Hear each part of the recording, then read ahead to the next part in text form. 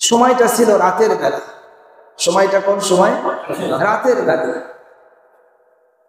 কাফেররা বিশ্বনবীকে বলল, হে মুহাম্মদ সাল্লাল্লাহু আলাইহি ওয়াসাল্লাম, ওই যে চাঁদটা দেখা যায়, ওই যে চাঁদটা দেখা যায়, ওই চাঁদকে যদি তুমি দ্বিখণ্ডিত করে দেখাতে পারো, তাহলে আমরা তোমার কালেমাকে আমরা বিশ্বাস করব, তোমাকে নবী হিসেবে আমরা মেনে নিব, তোমাকে রাসূল হিসেবে আমরা মেনে নিব।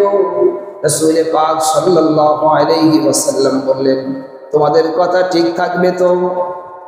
তোমাদের কথা ঠিক থাকবে তো? আল্লাহর নবী সাল্লাল্লাহু আলাইহি ওয়াসাল্লাম পবিত্র হাত মুবারকের শাহাদাত আঙ্গুল দিয়ে ইশারা করলেন। চাঁদের দিকে যখন ইশারা করলেন, আল্লাহর নবীর ইশারা করতে যতটুকু সময় লাগছে, সঙ্গে সঙ্গে চাঁদটা দ্বিখণ্ডিত হয়ে দুই দিকে চলে গেছে। এই কথা কি আজকে আপনারা প্রথম শুনলেন না আগেও শুনছেন?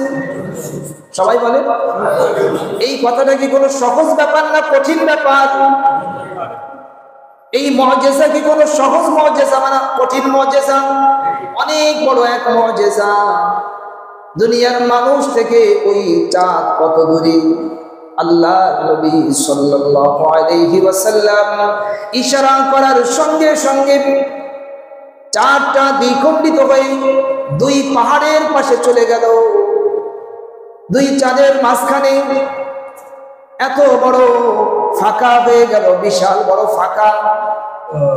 এরপরে আবার চাঁদটা মিলে গেল, কাফেররা দেখলো, কিন্তু এত বড় মুআজিজা দেখার পরেও তারা মুসলমান হয়নি।